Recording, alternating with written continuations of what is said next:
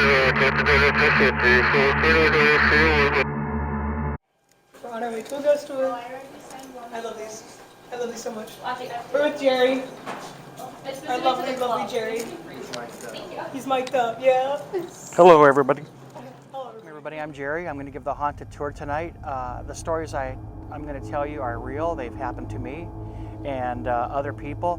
When things happen just to me, by myself, I don't report it to anybody because they'll think I'm crazy.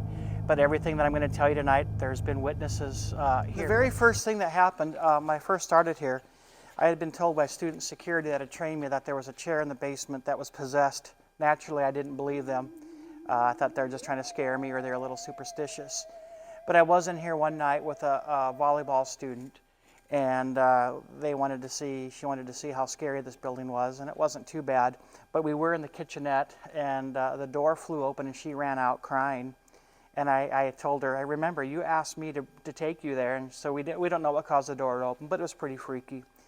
A short time later, I had 4 students that were on the softball team who wanted to go on a haunted tour, and I said, yeah, we'll do it at midnight. And they said, no, let's do it now. It was about 9:30 at night. And I said, well, it's no fun at 9:30.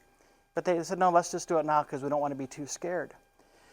So as we were going into the basement of this building, I told them that there was a chair in the basement in the corner that was haunted or possessed and not to touch it. And they asked if I was serious. I said, well, yeah, I've never seen anything, but just don't touch it. Well, we were in the basement for about a half hour. I let them try on some of the old costumes. We put the costumes back. I threw an eraser at one of the girls, and I yelled bat, and she screamed. But as we were and we had the lights on, and as we were leaving the basement, a little girl called out to us and said, hey, hey, and then something inaudible. The 2 girls nearest me asked if that was me, and I said, no, it wasn't. So all of them ran out crying. I caught up with them outside the door, and one of the girls said, I have to tell you something. And I said, what is it? And she goes, she touched the chair that you told her not to touch. It's like, what the heck did I tell you? And I said, well, just go back to your dorm, say your prayers, read your Bible, you'll be fine. So I took the girls back to 2nd floor Demet West, and I headed back here because I wanted to see what made that sound, what was that little girl was. I no sooner got back to the building, and one of the girls called me to Demet, 2nd floor West, and she said, come to my dorm right away. So I turned around, went back to her dorm, and she was standing in her doorway, and she said, look, and she had been scratched down her back, and she was bleeding, and she goes, and she's crying. And I would tell you, after this tour tonight, if you wake up with scratches tomorrow, stop by my office and see me, and we will address it. But I was with 2 other guards, and we were in the basement of Lewis Hall when an entity in my father's voice said, hey, Jay. And the girl next to me said, who was that? And I said, well, that's my dad's voice. Let's go. But it's not really my dad. My dad has passed on. And she was kind of teary-eyed, and I have to admit that I was a little upset because that was really creepy. We left and didn't go back.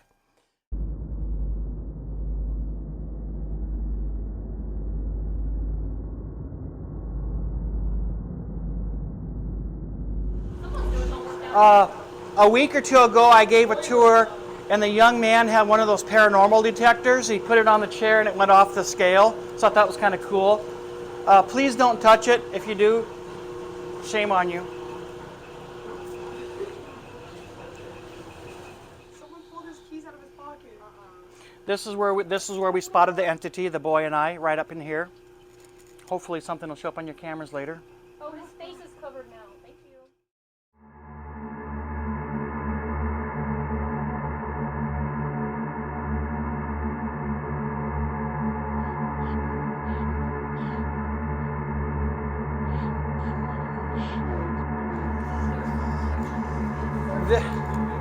This is where I heard my dad, or the entity, use my dad's voice and call out to me, say, hey, Jay. Happened right here with another guard.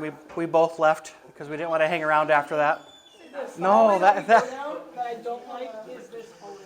Okay, this hallway here, this is where the girl, the female student security told me she got scratched. I don't like this hallway. And this is where the boy saw the person in the old nurse's uniform.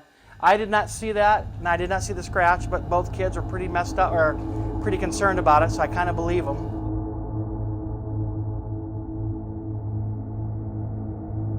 Klinger Neal, I think in my opinion, is the most haunted building. I knew a girl that used to work here 30 years ago, and she talked about something shoving her across the stage. Last fall, I was talking to a man who said that he was a janitor here about 17 or 18 years ago, and things would walk towards them. in the middle of the day. And which reminds me, I had some middle school kids who wanted to come in here one time during the summer. It was afternoon, it was full, and we were in here walking around. We stopped to talk, and something started walking across the stage towards us. The kids ran out crying, and I had to catch up with them at the hyper before I could calm them down, because we all heard it. We didn't say anything, but we all heard it. I've had students have a few occurrences in the Olson Student Center. We were in the basement of Olson Student Center, myself and another guard. And he said, Jerry, something's coming up behind us. And the lights were still on. There was nothing there. Something ran between us and kind of ran its fingers across the wall, like making a sound. This really freaked the other person out. I wasn't too scared because I've dealt with this stuff all the time, and it's just like another annoyance. Then I had a female guard tell me she was in the basement in the restroom when a child yelled in her ear. And she said the child was using my own voice. And I said, well, that's called a familiar spirit. As you guys remember, a couple of years ago about this time, I was walking down Morningside Avenue, and I could hear thump, thump, thump behind me, and I turned, and there was a coffin following me. So I started running to my office, and the coffin's chasing me, but I keep robotussing in my office, because that always stops the coffin. Alarms. And we were in here one night on a tour, and something black was circling up there, but it did not set off the detector. Most scary person. Have you had anything happen while you worked in security, Mackenzie? Not working. I was at a tour with Jerry though. Okay. And we were in Klinger. It was me and another guard, and then something talked to us. Slay. And then something started laughing. Ooh. We were at a Garrettson house, and A couple of weeks ago, and they had somebody talking to them through the walls, and I went into the basement to see if there was anybody there. The guard stayed upstairs, and something said hi to the guard.